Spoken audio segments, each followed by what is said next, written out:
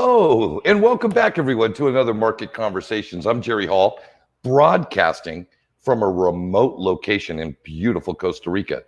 I am actually right next to the balcony because it's where the best signal I could get for the laptop is at the beautiful Bed and Breakfast Lodge in Los Angeles, Cartago, Costa Rica.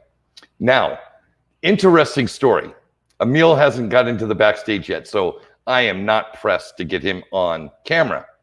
Interesting story. So I'm down here in Cartago meeting with my architect, the seismic engineer, a civil engineer, and a structural engineer, because we need to ensure that the home I build on the property that I just closed on, this mountain does not, through some seismic activity or massive amounts of rain, decide to slide down on the home that I'm going to build. So that's why I'm down here. Interesting story. I get to the lodge where I'm going to stay the night tonight, and I'm in the restaurant below. The restaurant is called La Purita.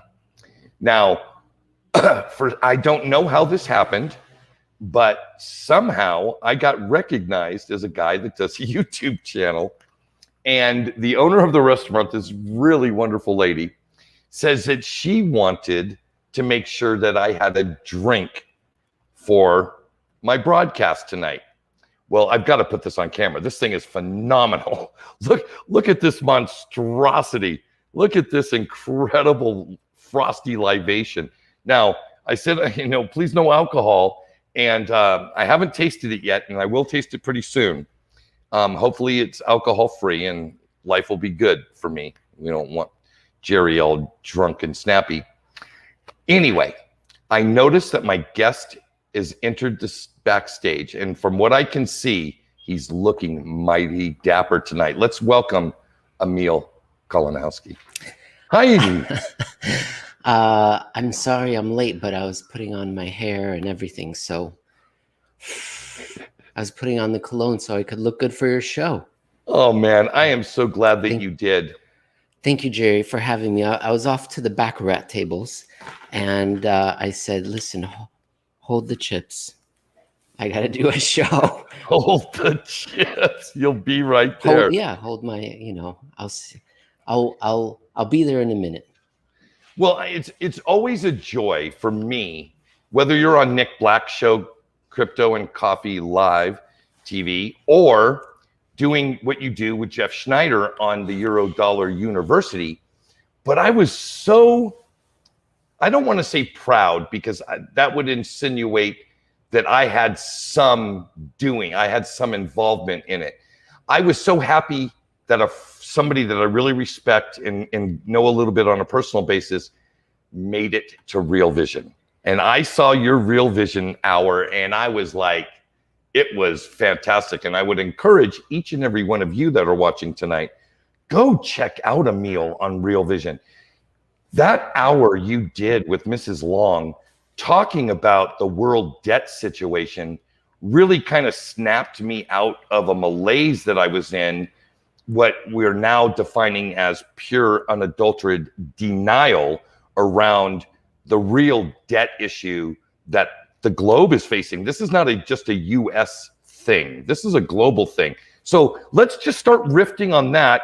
And then I want to get into an article that I found I was turned on to by a Robert Breedlove video that I watched. And I was like, wow, I really like that to be part of the topic tonight. So where do you want to start? Let's start with how screwed we all are and what we can do and what we can do about it.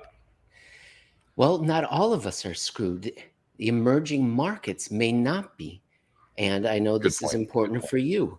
The interview I did with Real Vision, which was a personal treat for me because I had been watching them for years. And after years on pounding on Raul's door, hey, let me in, let me on the show, he finally lowered his standards and I made it on. So that was a real treat for me. I was very happy to be on. All jokes aside, I told him that what the concern was that it was private debt, not public. All of us are talking about public debt in the news. That's what we read. But if you look back at financial history, what you see is that a lot of the financial crises, in fact, when I use the word a lot, one person would disagree with me and would say most, the great vast majority of them, the systemic ones, are caused by private debt going way too far, way too far. And that was the focus of the interview. The Bank for International Settlements puts out 5 early warning indicators on various different ways of looking at private debt in nations, whether it's foreign or whether it's locked up in property or whether it's being dispersed by banks. And what they found is they found certain thresholds. And once that threshold is met in that particular nation, there's a 50% likelihood of a financial crisis within the next 3 years. And so I discuss which 17 countries, the silly 17, the sullied 17, triggered a threshold, at least one. All of them triggered 2, actually, since December 2018, which, for those of you who are mathematically inclined, means the countdown is still on for the 3-year window. So at least since then. And that was the big takeaway. Private debt can create financial crises, whereas public debt creates more of a stagnation. Yeah, but let me ask you this, because one of the mechanisms that's been in place, at least for my entire lifetime, is the ability for the private sector, you and I, to absolve our debt through vehicles like bankruptcy. Mm-hmm, mm-hmm. And from what I understand, because I listened to your talk very intently, there needs to be basically default on a level, on an almost astronomical level, for that chain of events to kick off, coinciding with a restriction of new credit being provided or given. Is that oh, go ahead. First of all, before I forget, earlier I said not the entire world, just advanced economies, maybe not emerging markets.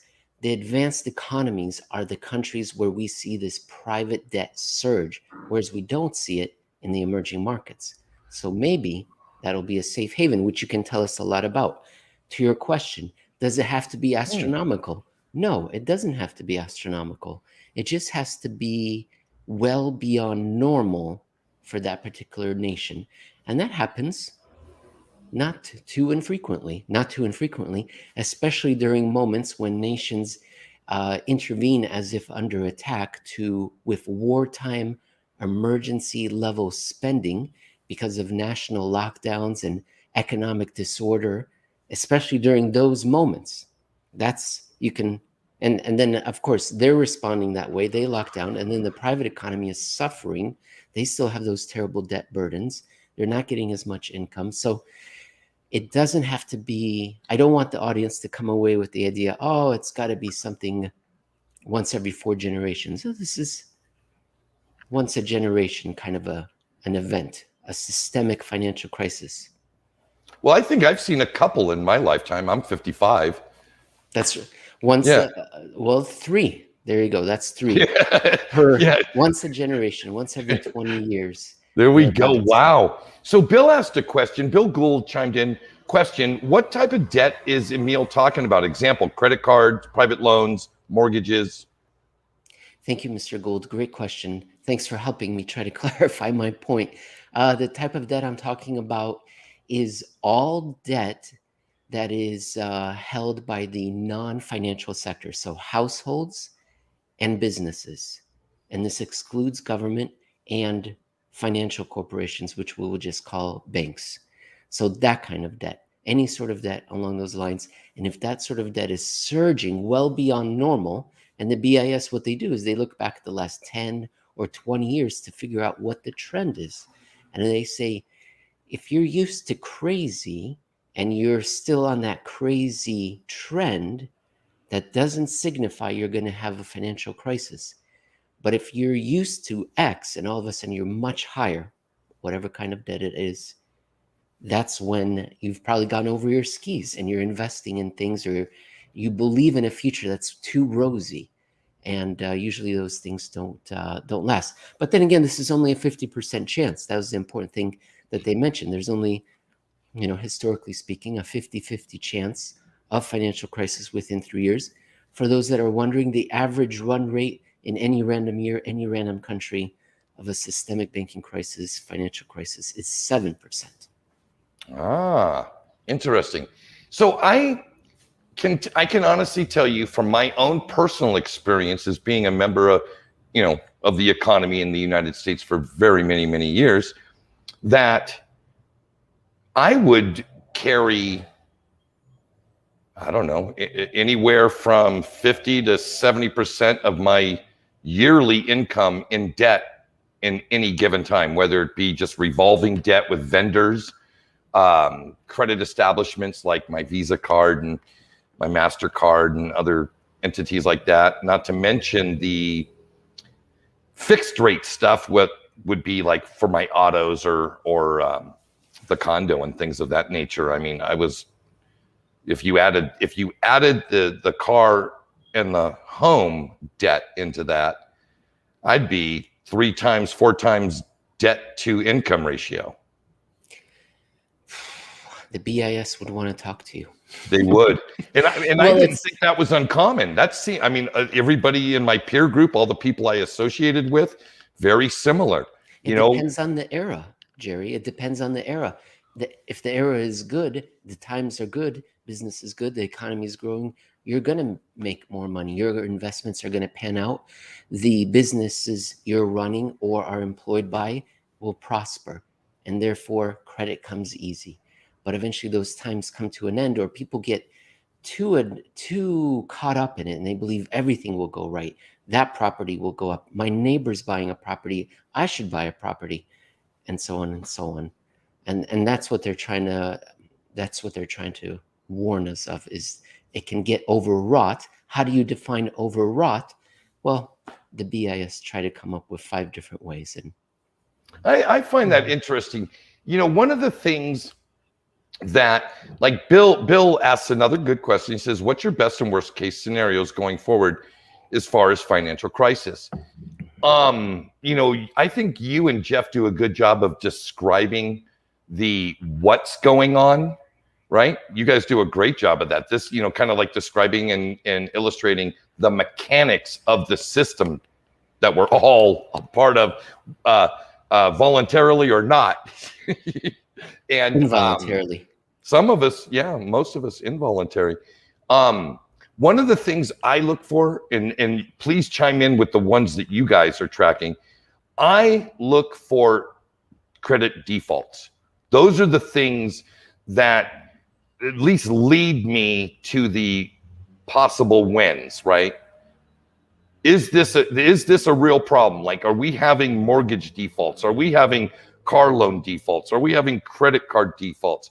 And like you said, it's not about 100 or 200 or 300 or 5. It's what's been the norm or the medium, right? What's been the medium? Are we above that or below that? And are we accelerating above that? Is it trend above that? Those are the kind of things I'm looking for. What do you guys in your ivory tower look for? Ivory tower? How dare you, Jerry? No. We're in the sewers.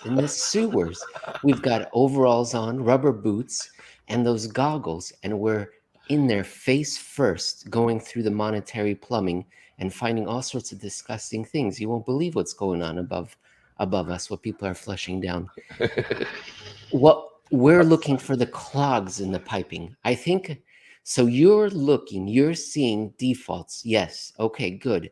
I believe our focus is mostly on availability before even the defaults may occur. So a precursor, you'd say. Like the velocity of, would the velocity of money be something that you would track, whether it would be in commodities or auto sales or home sales, or, I mean, how are you? Can I say availability of money and credit and collateral versus velocity because velocity has a specific term, and my co-host Jeff Snyder will absolutely lose his mud if he hears me saying that, yeah, velocity doing this and this. And the reason why is because he says velocity is the balancing number, the remainder, the goal seeked result of the other part of the formula. So there are four variables, and velocity is one of them. And you figure out what the three are, and then you get your answer for velocity. But he says the other ones aren't being measured properly. So you get a number that is meaningless. So you should have him on, and he'll go on for 45 minutes about that. We measure the availability of credit. Would that be new loans issued, like new mortgages, new auto loans? Yes, but that is just one readily observable measure of credit. And that's perhaps the key problem of the entire show that we try to bring up all the time, is that the definition of money, of credit, of collateral has been defined beyond our recognition, beyond our ability to identify what is credit. Should we consider derivatives credit? Well, the banks use derivatives so as to manage their balance sheet, so as to extend credit to the rest of the economy. So should we consider those things? Some people say yes, some people say no. So we measure the availability of credit, not that we can define credit. We cannot. We cannot define all the different forms of money that are available in the financial system. How could we? Because the bankers are interested in making money, and they will come up with any new possible way, like mortgage-backed securities and those CDOs that we all heard about, right? And the CLOs, all that financial innovation that was taking place at the beginning of the millennium. They were coming up with new ways of creating credit, money, collateral. We can't keep up with that. The regulators can't keep up with that.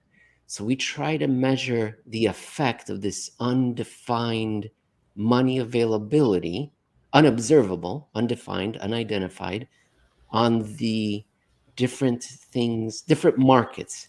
So treasury rates. What else is a good one? The value of the US dollar. Cross-currency basis swaps. Stop me when I go on. Swap spreads from fixed floating swaps relative to U.S. Treasuries, on and on and on. Different holdings that the Federal Reserve has on its balance sheet. Depending on what those holdings are, that can tell us what's happening in the financial money creation business. So it's tough. It's tough for guys that are in rubber boots, in the full zip up unibody suit, goggles,